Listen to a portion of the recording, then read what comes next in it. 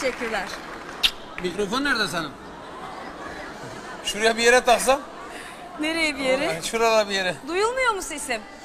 Çok uzak kalıyor evladım. Uzak kalıyor, şöyle yakına bir yere tak. Buralara. Öyle mi Elimi evladım? sürmek istemiyorum. Elimi sürmek istemiyorum. Allah koru ya Rabbi. Ha? İyi mi evladım? Evet. Heh, peki. Şimdi duyuyor musunuz?